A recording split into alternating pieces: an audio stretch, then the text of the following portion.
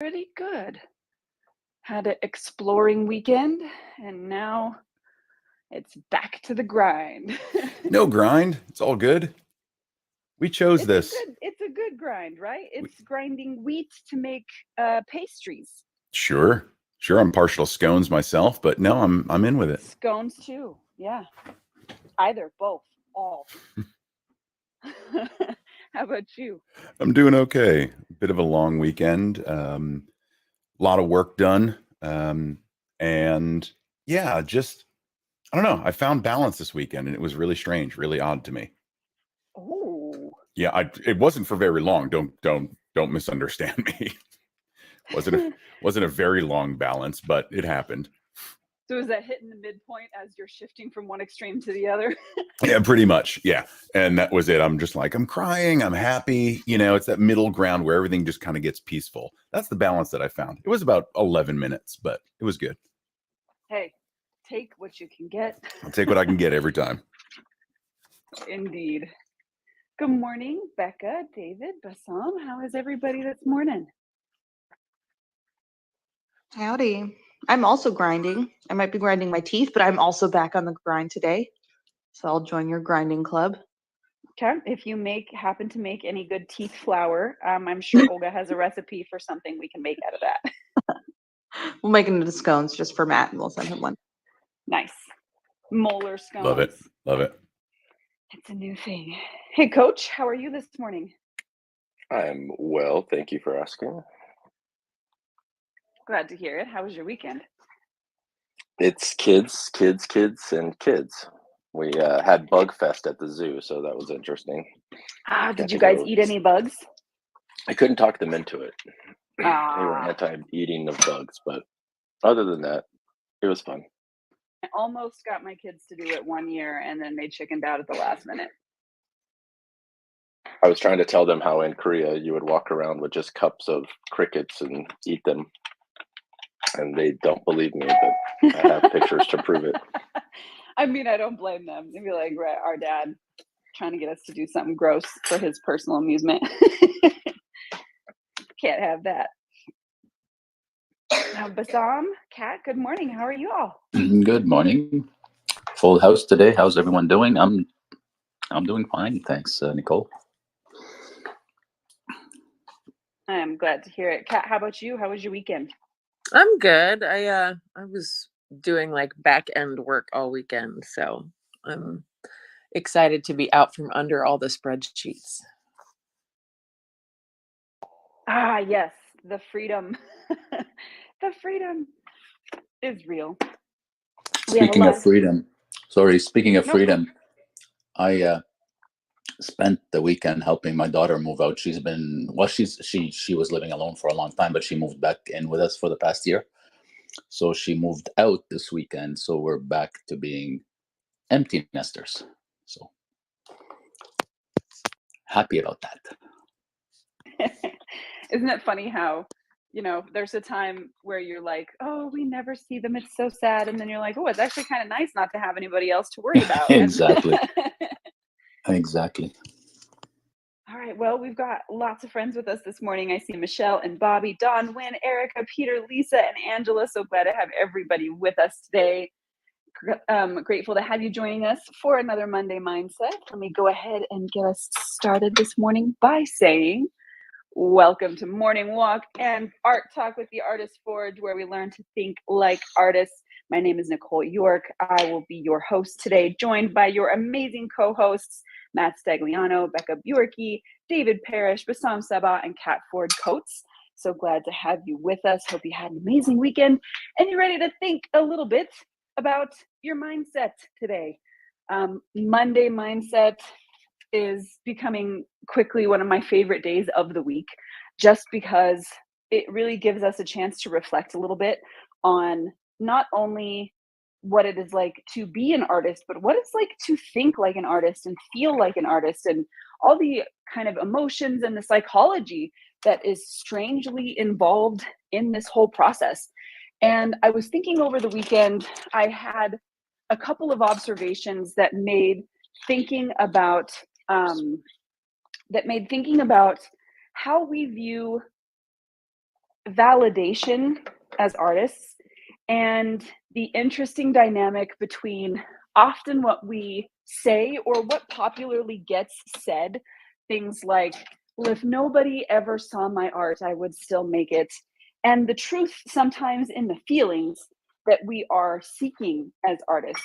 And I know that there are some folks who purely see the art that they create just as work. This is what they do for their job, how they get paid, the same as you would if you were a plumber. And some folks who it's the money is a good thing to have on the side, but the real important thing about the job is having people respond to your art and hearing how it makes them feel and knowing that it has gone out into the world and allowed people to feel something. And then as I was reading last night before bed, my brother sent me a copy of the Tao Te Ching, or Tao Te Ching, or how it's pronounced. I'm going to be an awful person because I didn't even look that up, so forgive me if I'm mispronouncing it. And I decided I wanted to go through the first read of the book and just read it through and not try to analyze or overthink anything, just let it make me feel something. And then come back on the second read through and, write down my thoughts and try to really see if I could understand a little bit more about the book. But I couldn't help myself.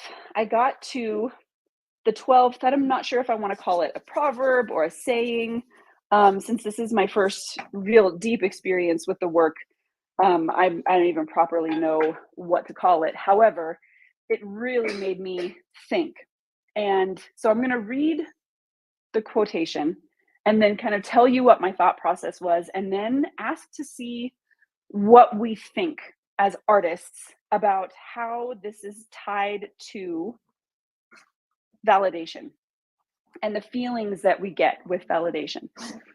So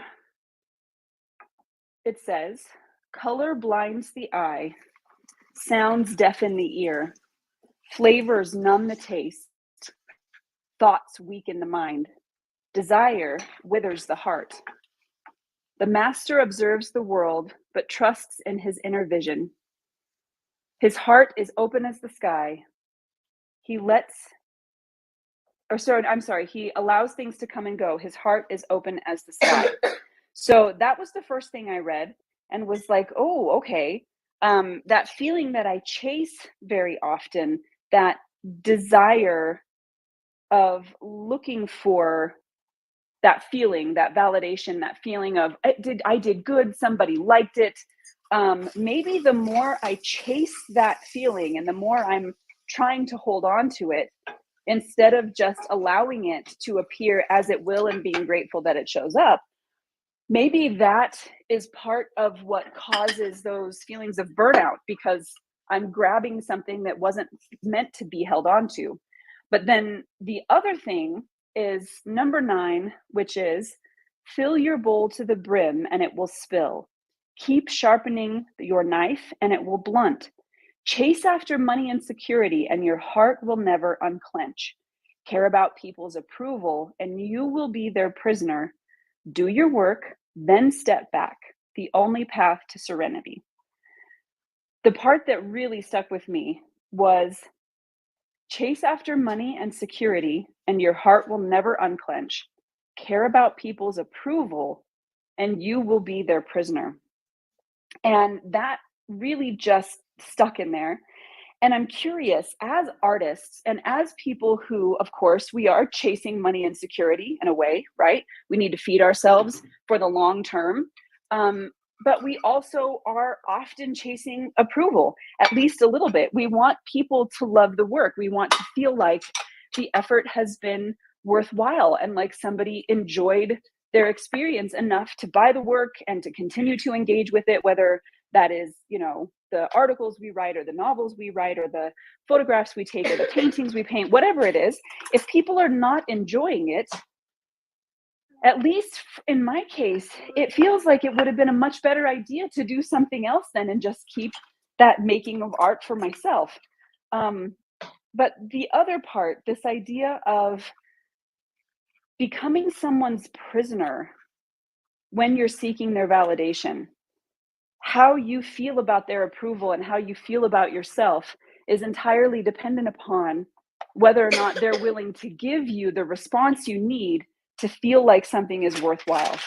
And I would be an absolute liar if I didn't admit that that was a part of the experience of art for me. I want to make a thing and then I want to show it to people. And I'm really hoping that somebody responds with me too, right? I've used this metaphor before. In a way, it's like pulling out a piece of your heart and holding it up to a crowd and asking anybody else. And what we're hoping for, at least what I'm often hoping for, is somebody going, yeah, me too. And for that moment of connection. But often, if that validation is lacking, and I know a lot of us have experienced this with things like social media, where we'll post a photo on Instagram or we'll do whatever, and then nobody responds, and it's like, oh man, what? This must not be any good, or maybe people just don't like my work, or we can tend to spiral. So there's a relationship there between how we feel about our work, the reason that we create it, the people who are consuming it, how that feedback kind of becomes a loop, what that makes us feel about ourselves, all of those things.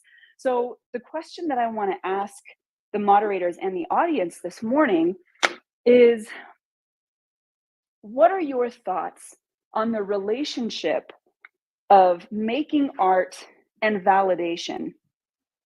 And how do you manage that yourself? Is that something that you have to have a very considered, like, yes, I know, I guess, let me just say this for me. I know that this is something I'm after. I recognize that I don't want to say is a flaw in my character, but it's definitely something that, using the words of the book, could make me a prisoner to the audience I'm trying to create. And I have to be really careful about that because I don't want to be in that position. I want to enjoy that response and be grateful for that response without becoming a prisoner to it. So I do have to take conscious, considered steps to make sure that that doesn't happen. But I don't know that everybody else is like me. So I'm curious, what are your experiences? What are your thoughts? And how do you balance that desire for approval or approbation or validation as an artist with the other parts of your job as an artist, knowing you need to create to feed yourself and all of the other things that I know we've talked about many times in the past. So I'm going to go ahead and shut myself up here and see what you guys think. I love me some validation. I love affirmation. I'm addicted to it. I hate that I'm addicted to it, but I'm addicted to it. I'd be lying if I said I wasn't. I'd be lying if I said that getting validation for the work that I do, whether it's compliments or, people just praising me for staying in business or whatever it is, I'd lie if I said that that didn't feel good and that there's not some part of me that wants a lot of that. I think it's a fine line to walk between knowing that that makes you feel good and you receive all of those good feeling emotions and motivation from it, and then getting to the point where you have to have that to move forward. And for me, a long time I was trying to prove myself to so many people that I could do what I was doing, that that affirmation was the thing that allowed me to move forward just a little bit more. And for a long time I realized how destructive that was. Now it still feels good when, you make a post or you show someone work and you get a little bit of affirmation and you get a little bit of attention. That's awesome. But it doesn't factor into how I do my work anymore. It doesn't factor into, the types of clients that I get or the types of images that I take. I think I've personally have just kind of moved past that and now just creating to create what I want. I feel like there's a bigger need for me to create art that means something to me rather than to other people. But for a long time, I needed that approval from others to feel like I was an actual artist. And that's a really kind of dangerous place to be because you are beholden to other people. You are, addicted to getting that approval. and you realize that you're doing it more for other people than you are for yourself. And for me, that was the big switching point of saying, all right, am I doing this art for me and my clients, or am I doing it to prove myself to other photographers or other artists? And I think in there is where my switch happened. I'm not saying it doesn't feel good to get that, but for me, it's just a very humbling thing now that people approve of the work or like it or give me any level of affirmation. It's very humbling, but I don't seek it out from anyone in particular. So yeah, it was something that really motivated me and still feels great, but I don't use it as something that I have to create my work from. I'm not putting together proper English sentences, but I think you get the gist. No, yeah. I think so at that time you felt like, were you then making the kind of work you felt like was going to be received, right? Well, people will like this, or Yeah. people seem to respond to this, and that was kind of what was driving your artistic choices for a while. Yeah, and it was because, you know, I thought that's what I had to do, right? When I went from the editorial commercial stuff into portraiture, I thought I had to shoot portraiture a certain way for it to be able to sell. I thought I had to shoot portraiture a certain way to be seen by other photographers as worthy enough, as good enough, right? There's a lot of imposter syndrome that mixes in here as well. But when I realized that that's not core to who I was and the type of work that I wanted to create, that's when the shift really started to happen. I looked at it and I said, yeah, this is all good, but it's not doing for me what it seems to be doing for others. And I don't do this for other people. I do it for me. So how do I get to the place where I'm creating work that only feels good for me, but, you know, other people like as well? And, you know, is there that balance in there? And so I think I've been able to find that. I'd lie if I said, you know, every now and again it doesn't feel good to get some of that validation. For sure. Yeah, as you were describing that, I was thinking a lot about the beginning of my photography career, and then also an interesting thing in the writing community and the author community, where there is a very business-like approach to find out what's selling, decide out of the things, you know, the different genres that are selling, which one you could write in or would like to write in, and then write there and write to market. So understand the different tropes and the different things people are looking for within that genre, make sure that those are included in your book, and that's how you be successful, right? And it's very much like a business like approach, and for some people it has worked really well. And it's kind of like going in that initial direction really hard. This is a business, and this is a business approach, and what are people going to like and read, and what do they want to buy? That's what I write. And it's not as if there's always a disconnect there, but there definitely feels like, as an artist, this place that you have got to now, Matt, where you're like, well, how does this make me feel? And then let me find the folks who feel the same, rather than try to make what any audience would love and show up for that audience. Try to let that audience or that client base build itself up based on whether or not they connect with the work I'm already making that makes me happy. And it seems to be two sides of a coin. Yeah, you know, I found that my energy, right? The energy that I put into making work that I thought other people would like felt desperate. It felt wanting.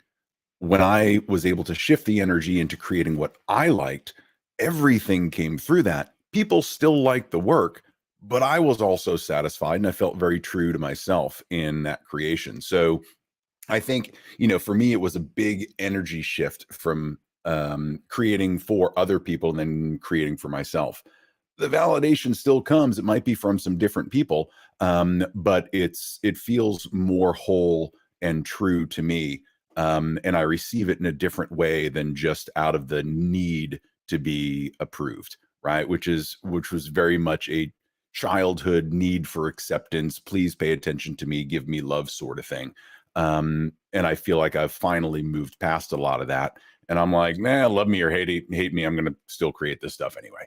So, you know, it's all about kind of finding that tribe. And I think getting that validation from people of your work when it comes from a place that's truly inside you feels a lot different than just making something that is playing the game that you know is going to trigger an emotion. That doesn't really do it for me. I like being able to create for myself, and then people receive it how they receive it. If it's received well, great. Awesome. All right. For the rest of the mods and anybody in the audience today, don't be afraid to go and share your thoughts in the chat or raise your hand so we can grab you up here and hear what you think. But let's hear from the rest of the mods. How do you guys manage this relationship? Is this something that affects you? What are your thoughts on this desire for validation, or maybe some of this view from the Tao that if you are seeking validation, you'll become the prisoner of the people you're seeking it from? What do you guys think about that? Well, are we playing telephone? Sorry guys. So I'll swing kind of opposite of Matt a little bit. I mean, I'm not going to pretend that I don't enjoy validation either. Of course, I love it. But so Matt mentioned that like childhood need for pay attention to me and love me and wanting that validation from a young age, and I feel like I've kind of gone opposite to that in a way.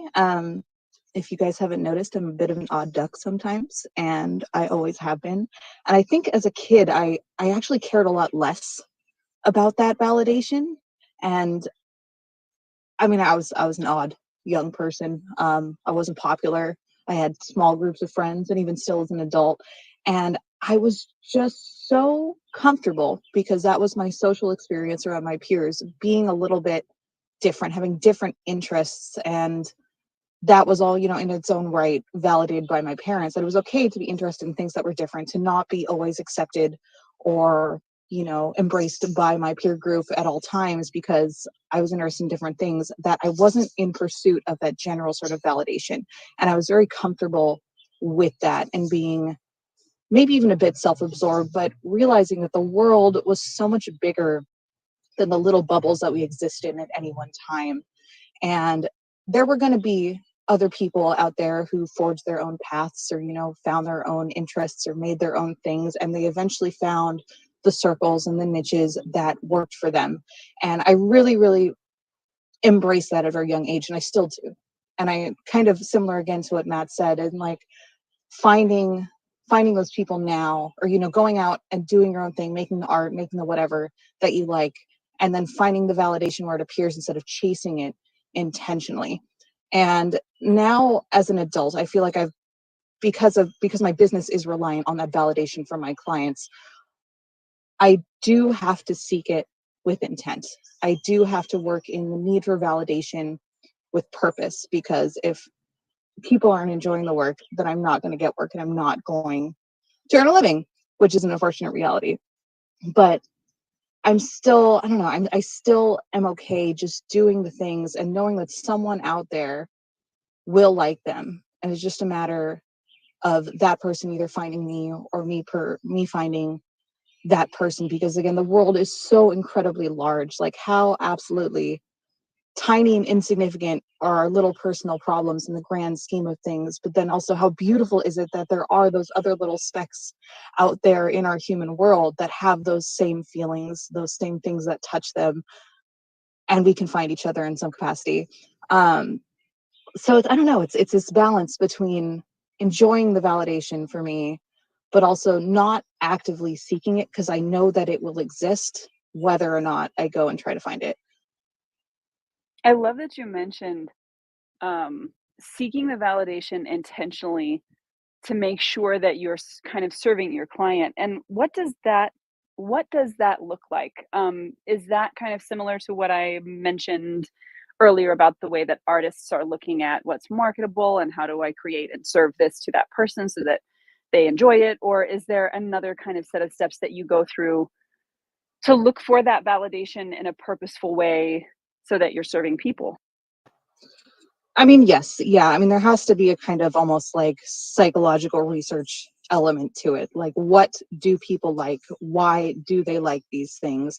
What is marketable? I mean, just looking at a broad array of possibilities and trying to understand what it is that people like about those things, even if you yourself don't particularly like them. And this is something that I have strong opinions about art. I have very strong opinions about what I find effective, what I find beautiful, and that doesn't always line up with everyone else. And that's all right, because art is, it's kind of subjective, right? And so I think just looking at it again from that research perspective of understanding, what is the general public like? Okay, what is more of this niche like? What is this niche like? And then knowing if someone's coming to me, even just with an inquiry, they see something in my art that touches them already. So there's already this form of validation there that they're interested in me at all. And I think, the uniqueness and the themes and the way that my art is unique enough in itself to not feel like I have to do something completely different to please people who come to me, because they've already seen what's out there. They already know what they're asking for to some extent.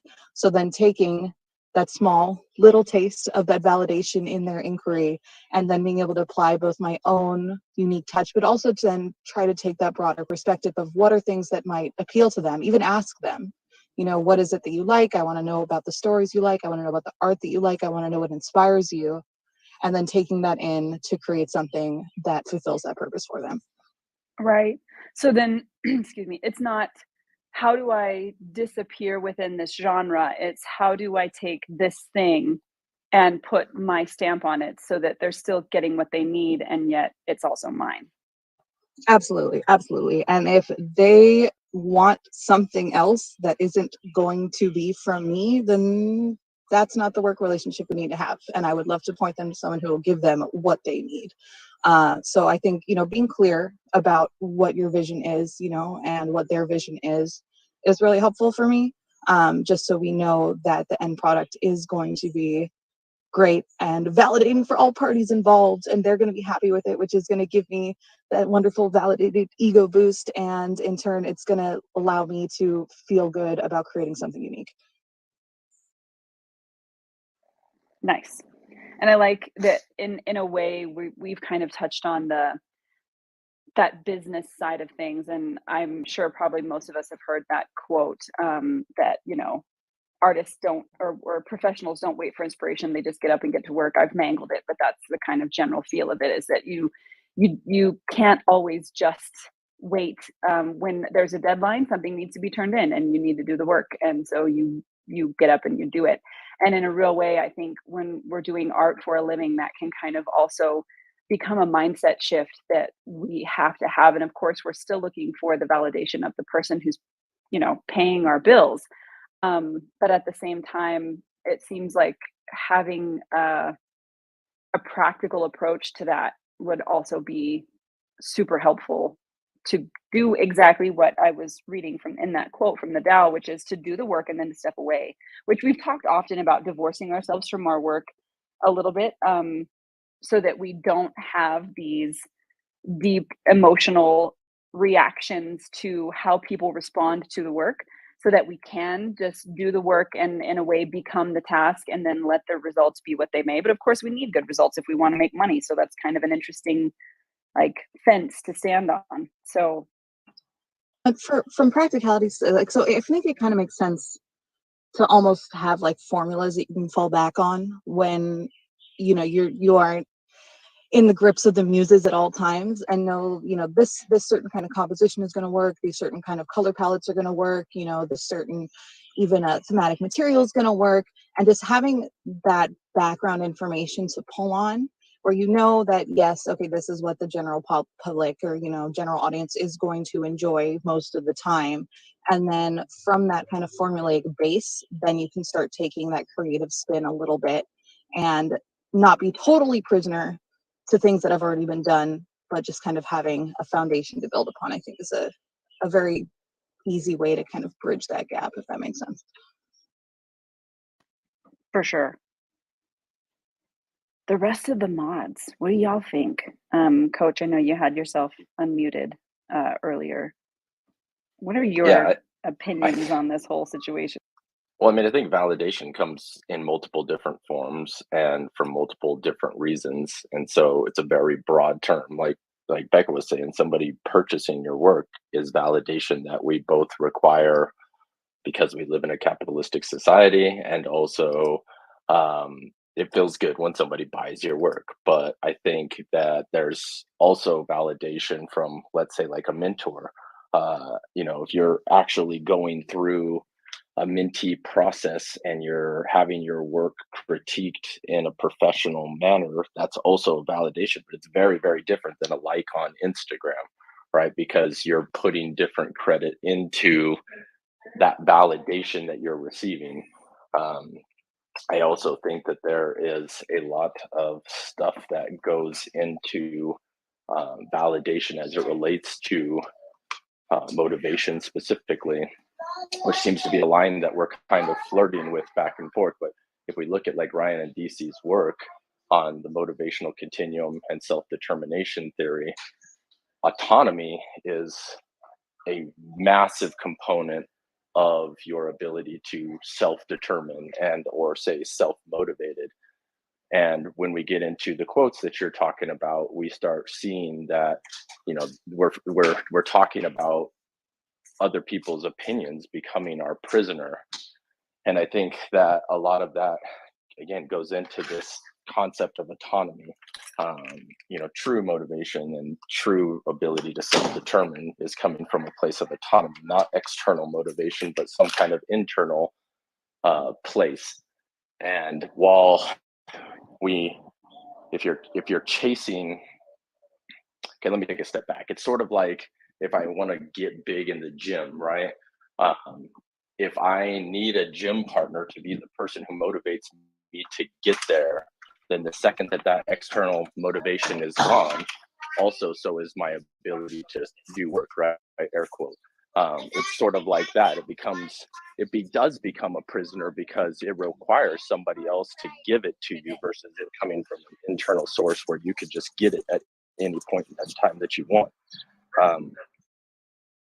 I think much like people who go through the world blaming other people for everything that goes wrong with them and never taking any personal responsibility, you become a victim to what other people give you. And it becomes a very, very hard place to rely on, because either you're going to create work purposely for praise, and that's what you're doing, and I guess there's nothing wrong with that, but it'll never really be yours because it will belong to all of the people that you're creating it for. It doesn't really belong to you. And I think that ultimately, if that brings you happiness and that brings you joy, because there are people who are people pleasers, and that does, I think it would ring hollow over time, but it is a methodology to the madness. Well, and I think, isn't there, and that's the interesting thing about that first quote I read, which said, color dulls the eyes and taste dulls the tongue and those things. In a way, it's almost like, and I can liken this to my own small experience, but I know I talked about this last week. That video that I had that went viral has got about 2.1 million views. And in a way, once you have set that expectation for how you believe people should respond to your work, and you've been chasing that, it's almost like it needs to hit a higher bar every time. So once that's become your baseline, it feels like, well, now if everything you do doesn't get 100 likes or doesn't make as much money or doesn't sell as many copies or whatever, it can really feel like you didn't hit the mark, like you did not make it. And once that bar gets set, it's almost like, I know a lot of folks, and maybe people like this too, who love hot sauce, right? And they might have started off with something relatively mild, but by the end of their lives, they have to put like 40 gallons of ghost pepper on in order to get the heat that they're looking for. And in a way, that seems to be kind of the trap that's there with validation, is that you continue to need more of it. If 5 people were like, that's great, but you only got 4 people or 3 people the next time around, and maybe only 5 people the time after that, it can feel like, well, that wasn't enough, or you didn't do a good enough job. Or, I mean, clearly things are supposed to be growing, right? It's not enough just to have this same group of people feel that way, Well, you need more of it to get the same feeling, if that makes any sense. I think a lot of this comes from mastery as well, as you become better and better. Like the photo that I took 2 years ago that I love has lost its taste. And I think that that's what that quote is really talking about, is the better you get and the more that you're exposed to, the harder it is to maintain that level, because you're constantly reaching the summit and then realizing there's another mountain beyond. And I think that there are people who will get to the highest peak in their state, and then they're happy. And then there's the people that's like, no, I got to find the next thing. I got to push the boundaries further and further and further. And let's be real, a lot of times those boundaries kill you, because you push so hard that eventually you push beyond your limits and you fall. And I think the same thing is true in art. You can keep pushing your boundaries, keep pushing your limits, but it can also become all-consuming, where now your desire to reach the next level ultimately burns you out or just consumes your entire being. And it's also not motivation, it's not fun, it's not anything anymore, because now it's just chasing the high. You need the next drug to get you a little bit further along. And I think that that's the danger as well.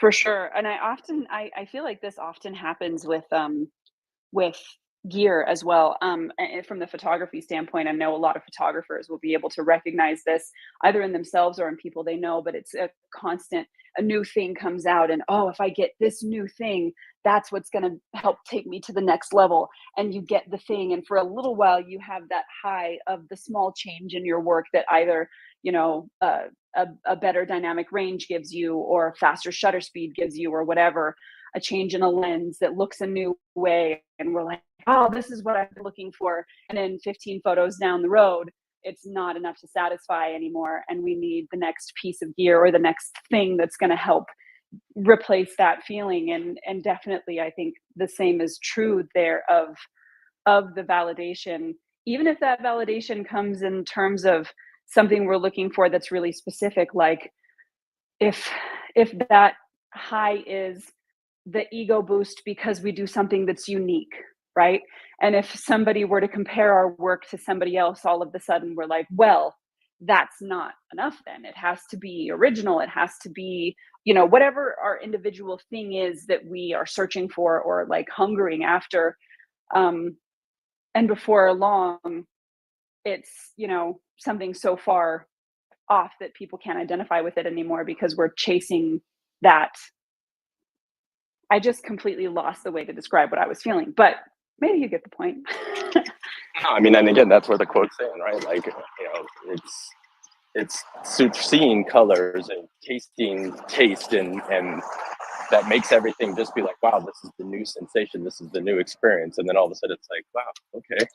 So everything that I've ever been experiencing to this point really doesn't meet the same metric that I thought it did, because here's the newest thing, and this thing has blown my mind and expanded my experiences in such a way that now it's harder to find joy and love in the mundane when you've been exposed to this massively different thing. Right. So yeah, So those things do parameters are dull your constantly senses. changing They now. do take away because you found that there's something beyond. And now how you balance that, I mean, I definitely think that there's purposeful practices that you could do to make the everyday still enjoyable, but it definitely would take practice.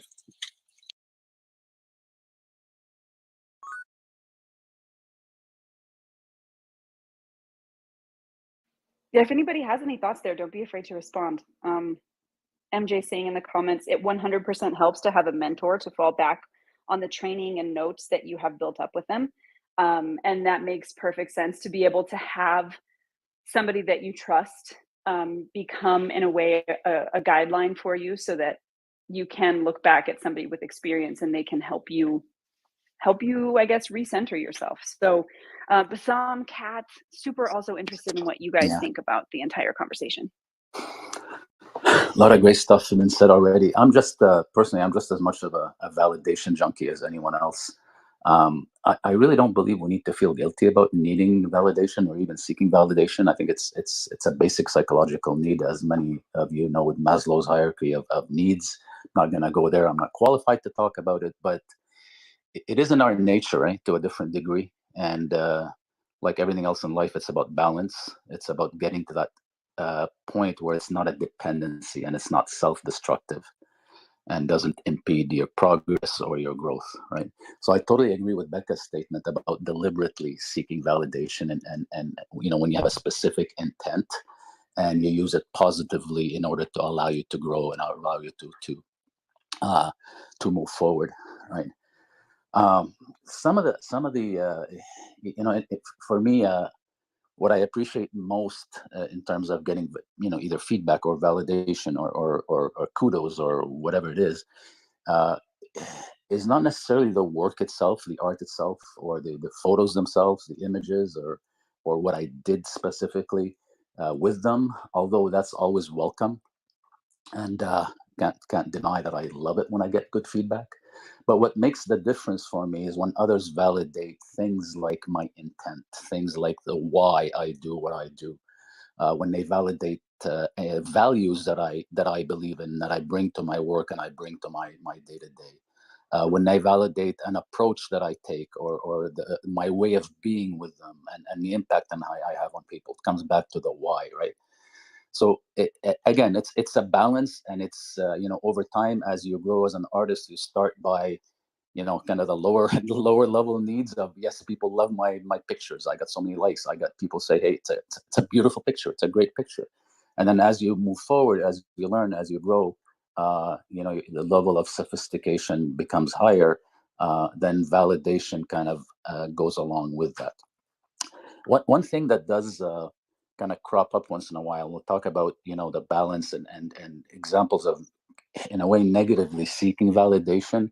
And I noticed that in people, and I definitely noticed it in myself, and maybe a lot of you may may relate to that. Just things that we need to watch out for. You ever notice when you're talking to someone about an opinion, you know, with an opinion or a view, and that you have, and halfway through the sentence, you notice their facial reaction to your comment, and you slightly change or soften your approach based on what you saw. To me, that's a form of avoiding judgment and seeking validation. So you kind of play your way through the discussion in your favor. Or conversely, someone's talking to you and you seem to be agreeing with them verbally or non-verbally in order to be, maybe to be likable, even though you may not agree with them. I don't know if anybody notices themselves doing that. I do. Pretending to know or understand something when you don't. That's again seeking, you know, just kind of being accepted or looking good, or being likable. Uh, Fishing for compliments when you're not getting what you want. You end up fishing for compliments. I notice myself sometimes. I'll add a word. I'll re-emphasize something. I'll ask the question differently, and sometimes exaggerating certain facts, some of the achievements, and you know, I do 5 shoots a month instead of 2 shoots a month, and you say that hoping that people will give you sympathy, or you sound better, or you sound that you're more successful. Just things like that I kind of notice in myself and in other people. And again, it's a matter of minimizing that, and recognizing that you're only fooling yourself in that case. um, and it's learning to accept where you are on that scale, and just sorry, I'm losing my words here, I'll stop. Well, and showing up authentically, right? You know, oftentimes we're looking for validation, whether it's in the moment with in a group conversation, or on Instagram, or with a mentor. You know, like there've been a lot of really terrific points brought up. I think you really hit the nail on the head when you were talking about judgment, um, because that is really like the where validation stems from, right? So it's that seeking of approval, or uh, being judged by others. And I've been reading a book. Um, it's called Believe It by Jamie Kern Lima. And Jamie Kern Lima started It Cosmetics.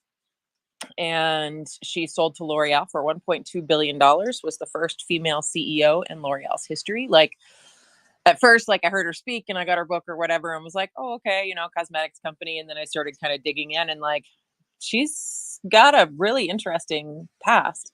But one of the things that stuck out for me in her book was she was actually referring to like haters and trolls, right? And I think we all know, like, the more of a presence that you have, the more validation and praise that you get, as well as the more judgment and hate and vitriol you receive online.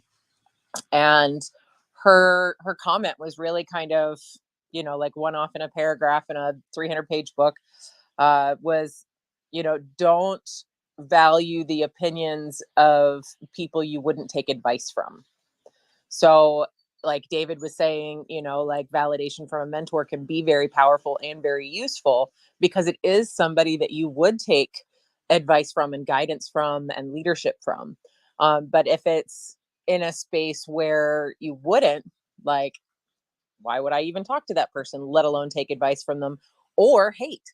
Right. So the opposite of that is really kind of understanding like where you stand on that authenticity scale, and in that particular moment, whether it's with your work or something you're saying, as well as, you know, consider the source, y'all.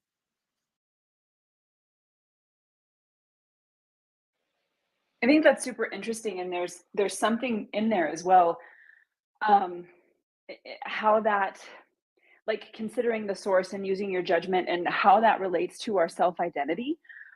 Because I was thinking to myself, that's so true. And then when you mentioned, you know, not necessarily taking feedback from people that you wouldn't take advice from, and then recognizing that there's going to be times as well that people we truly admire also don't like us or what we have to say, or whatever. And those people who we may have taken advice from, and I wonder how our responses to situations like that, where validation is concerned, are tied to our self identity, our ego, and what we believe to be true of ourselves. Because I was just thinking about some experiences that I've had like that, Kat, similar to what you mentioned, and how the ones that were able to touch me, the criticisms that were able to touch me, were the ones that were tied to my own sense of what my value is.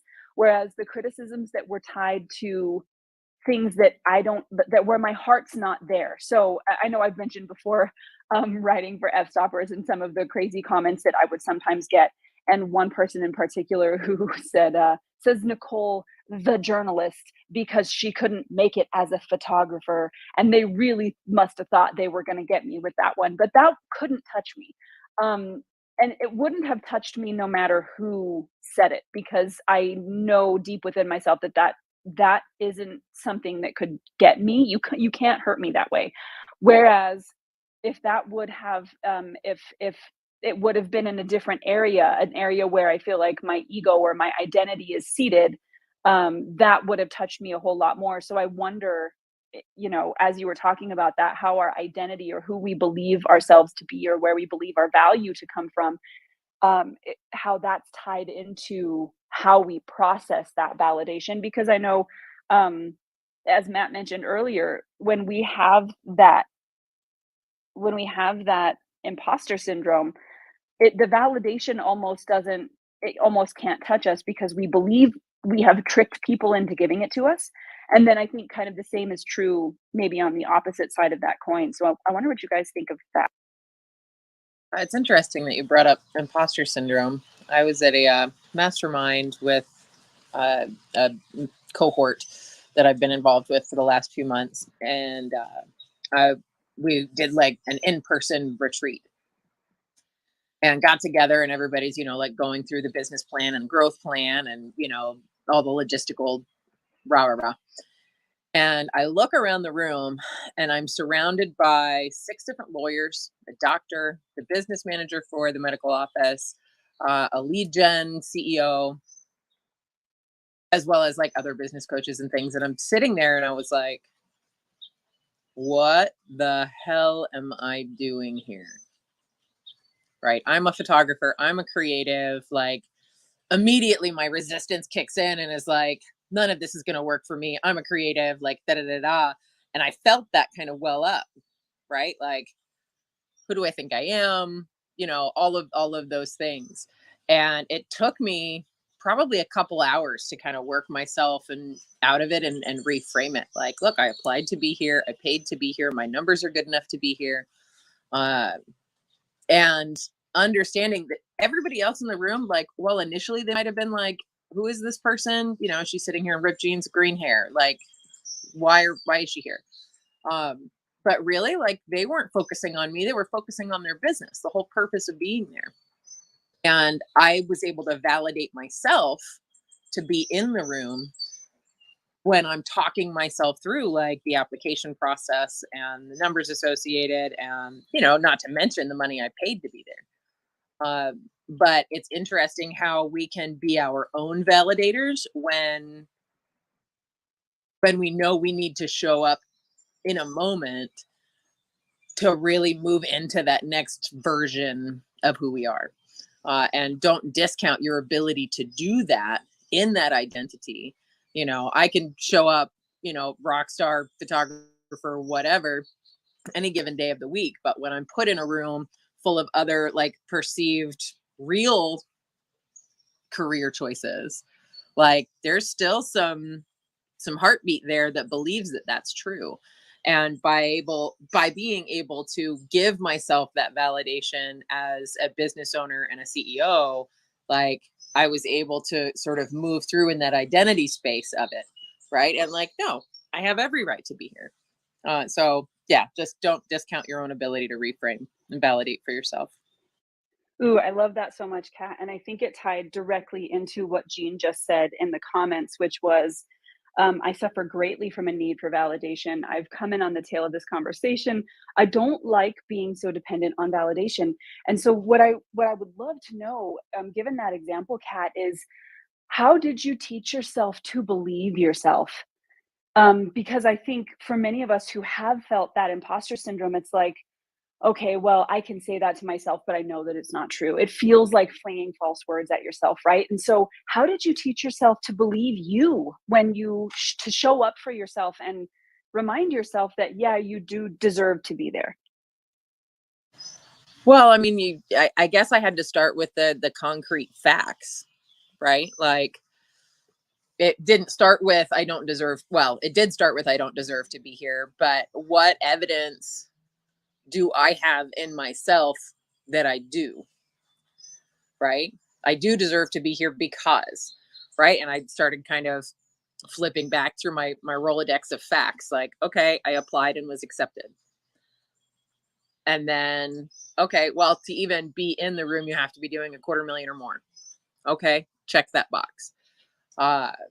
And not to mention, you know, like I am award winning, and it's, you know, through the Portrait Masters, and I've reached their highest level of accreditation. So failing out of college twice doesn't matter. I am accredited in what I do.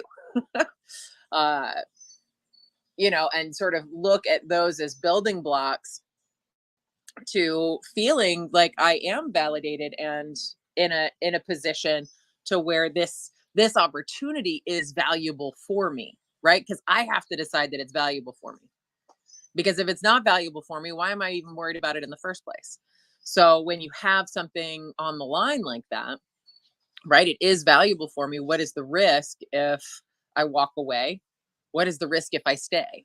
And when you start assessing things from a place of evidence and the risk involved to stay or go, or delete the Instagram post, or, you know, put the post in a group of peers, you know, whatever the situation is, you have to look at what's at stake. And what was at stake for me was the next level of my business, because it's growing and fast. And I need to know how to get the fucking noose around it so that I can guide it and captain the ship instead of just wing it and hope for the best. Yeah, I find it, I mean, what Kat is saying is absolutely correct from just like a real-time resilience standpoint. And, you know, evidence is always the best to draw on to say like, hey, here's all the reasons why my brain is telling me something that is utterly false in this moment. It's, most of us get lost in, well, there's no way my brain would say anything bad to me because, I'm the smartest human being on the planet, and my brain has to be true. And so we'll believe it right off the bat. Why would we lie to ourselves? But historically speaking, we lie to ourselves all the time. We probably lie to ourselves more than we lie to anybody else. So, Kat stopping and drawing on that evidence and saying, hey, here's all the evidence to say that this thought that I'm having in the moment is false, is a powerful, powerful tool. And I think a lot of times we get lost in those initial thoughts and we let them spiral out of control, and then before long we're catastrophizing, and that actually isn't a very useful tool. So how do we fight against our own thoughts in real time? We start with evidence. If evidence works, cool. If you don't have evidence, there's always optimism. Well, all right, so she was using evidence, and she used plenty of examples of sentence starters that she can do and say, hey, well, here's all the ways in which I have evidence to say this is true. But we also have optimism, like, okay, well, maybe I'm not the most qualified person in the room. Maybe that is true, but there's but that just means I have more learning opportunities that I can get out of this, right? That's an optimistic standpoint.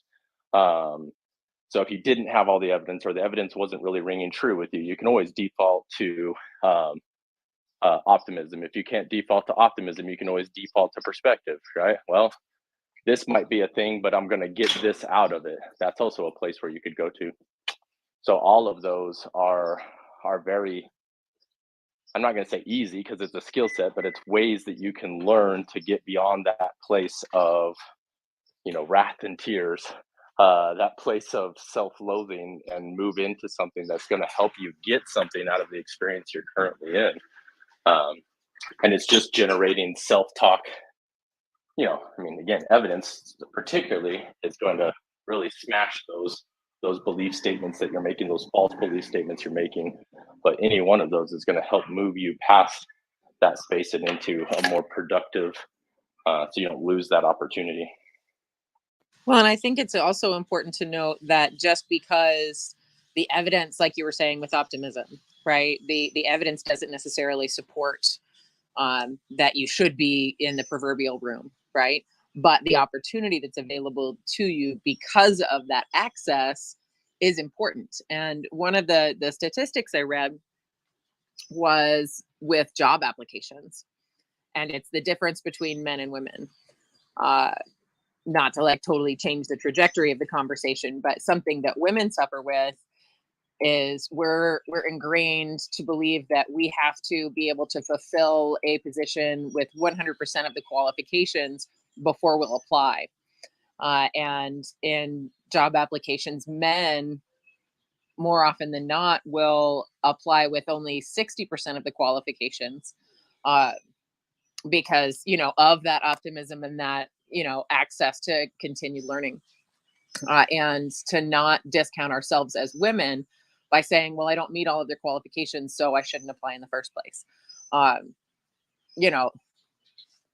Throw the touchdown, man. Like, I don't care what qualifications that you have. If you're not supposed to be in the room, the door will shut, right? But it really wouldn't have been open to you to begin with as an opportunity if there wasn't a potential for you to thrive there. Ooh, I love this, and I think it's so interesting because as you were both describing this process, I all of a sudden wondered if we may happen to see this truth reversed. So we were talking about, and you were explaining, being able to give yourself the validation that you need to get through the experience or to take advantage of the opportunity. And I'm wondering now if the opposite is also true, where we can use that same technique to kind of temper our reaction to the validation. So, like, yes, I know maybe something went viral or a news station picked you up, or all of a sudden everything's going crazy, right?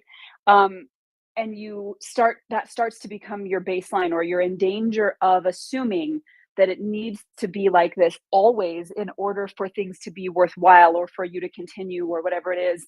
And if you can temper that in a way by doing the same thing in reverse, so saying, hey, things like this happen every now and then, right place, right time is a real thing. Not that I don't deserve this, but also this is not normal. This is not always going to be this way. Or, do you think that it's important at all to be able to use the same thing in reverse when we're looking at how this, because Bassam is actually absolutely right. As humans, as social animals, that group validation is desperately important because we needed it for survival. If we couldn't maintain a good reason to be part of a group, then we were just a mouth who was eating food that we probably didn't deserve. And so in the long term, of course, that manifests as it being important for us to maintain our status as group identity, to be approved, also because we need that for our emotional well-being.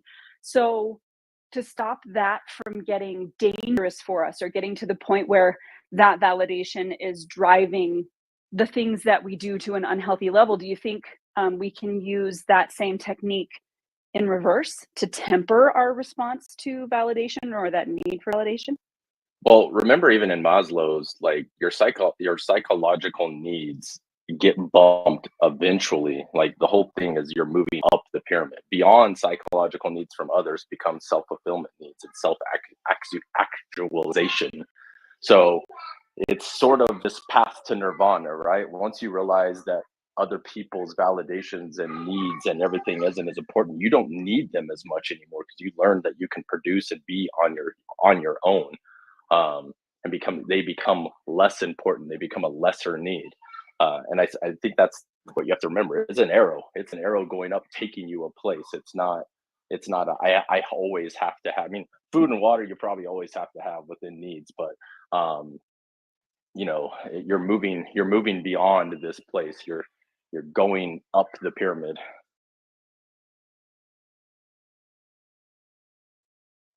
Sure, that If makes a lot that's of sense. helpful at all.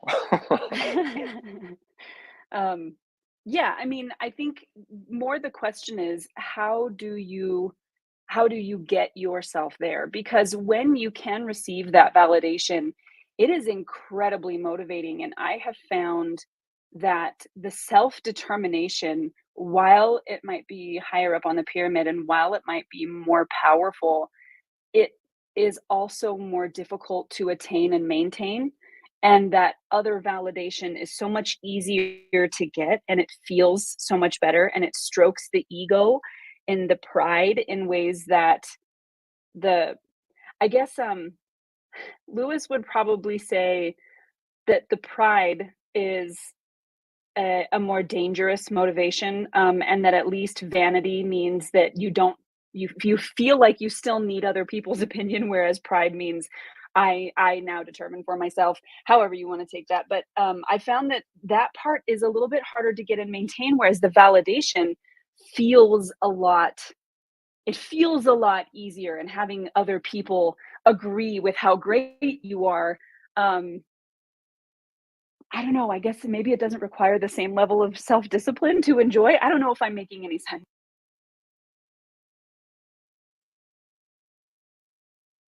I think instead of self-discipline, it's more about self-awareness, right? Like you can train yourself to recognize the thoughts that your internal narrator is giving you, and notice them to be positive or negative, and how to begin addressing them to shut them down when they're negative by devalidating. Is that a word? Because we often accept those thoughts as truth instead of as simply an emotional response. So understanding, when your thoughts are telling you X, Y, or Z, like, okay, is this true? And then take the process from there.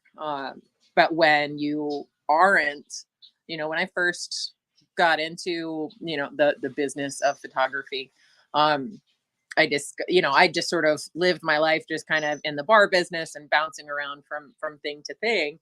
I often refer to it as my state of limbo. But I discovered Wayne Dyer and I just devoured everything I could get my hands on. And one of the things that he always taught was around like noticing your thoughts when you're able to recognize that your thoughts get you from point A to point B, whatever point B is, whether it's being homeless or living in a mansion, right? Like your thoughts got you there. As well as, the action that you took for, the choices that you had and the thoughts that were in your brain. But understanding that you have the power to determine whether or not something is true simply by just looking on it and asking if it is, looking for evidence, and evaluating that in a moment.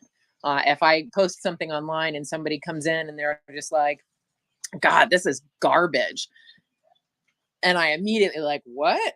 Oh, and I could have 40 other comments praising the image, right? But I'm gonna remember that one guy that was like, yeah, cat, next time maybe. Because it's easier to glom on to that negative, but I can also look at it and ask myself, would I take advice from this person? Is it true? And what evidence do I have to support that it isn't true?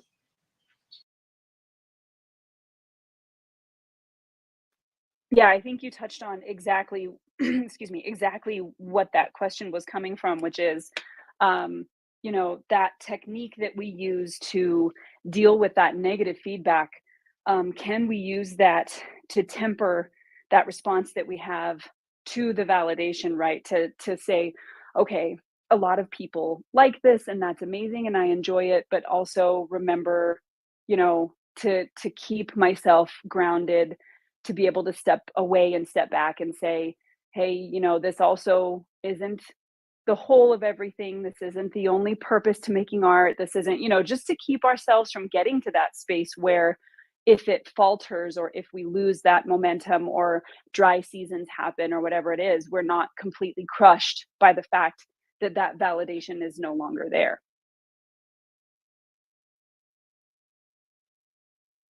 Exactly. And I love that you use the phrase to temper, because we get to choose how we respond to things, and being able to temper that process in a moment and our response to that gives us the space that we might need to step back and reevaluate things. For sure, for sure. Okay, as we come to the end, I know we have surpassed our hour, but that's okay, because I want to hear if there are any final thoughts today on this idea of validation as an artist and how we accept or balance. Do we chase it? Do we push it away? How do we respond and react to that? So, super interested to hear any final thoughts, y'all.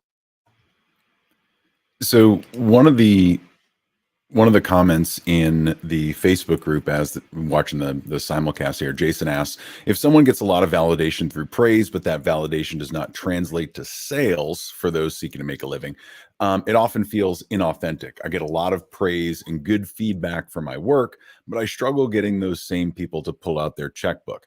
And I thought that was a good conversation that's in the Facebook group. And I thought that was a good place for us to add some comments in the group. I don't know if we'll necessarily have time to talk about it here, but I think, there is a conversation to be had there, about the people that validate your work and the people that pay for your work, and the Venn diagram where those two, connect. So just wanted to make note of that and, validate Jason for asking the question. From my standpoint, I think this has been a really good conversation. It's gotten me to think quite a bit. I like a lot of what Kat was saying about,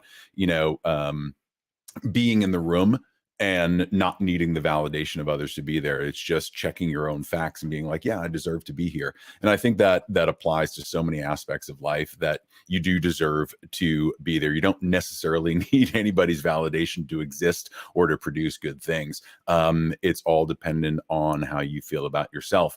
And I think the more that you can listen to those thoughts, like she was talking about, and understand that you deserve everything that you've created, then the validation becomes less and less impactful or necessary for you to move forward. It still feels good though, I'm not gonna lie. But yeah, that was my final thought. I love that question. Just I want to shout out Jason real quick. I've just loved all his questions recently. They're so good. I want to throw out there, just I don't know. I know I struggle with this sometimes, with that overlap between the praise kind of audience and then the actual purchasing audience, people have to know that you're selling, and they have to know what you are selling, and they can't buy it if they don't know what it is, specifically, very specifically often. So that's something I think, is worth maybe exploring. Like, are you actually informing people that you provide a service or a product or whatever it is that you do, or are you just throwing your art out there into the ether? Because I know that's something I've definitely struggled with, where people don't realize like it's my job. And I was thinking a little bit about cats in the room example, because I've definitely had, even conversations with people, and they're like, what do you do? I'm like, oh, I'm an artist. And then they follow up with, oh, but what's your real job? And how absolutely self-validating is it, though, to follow that up with, that is my real job. And to find that, that self-validation and that self-determination everyone was talking about, and letting that be what you are, and being fully confident and present with that fact. And that's going to then radiate out there into the world, and people are going to start accepting that too. So I mean, so much good stuff today, guys. But really focusing that inward look and learning how to validate yourself and let yourself walk in that power, I think, is number one.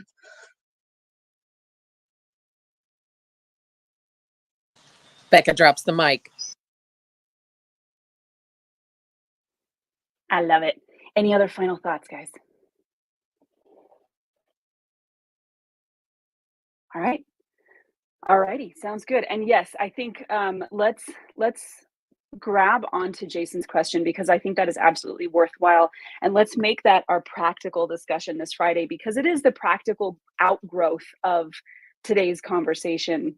How do you do that?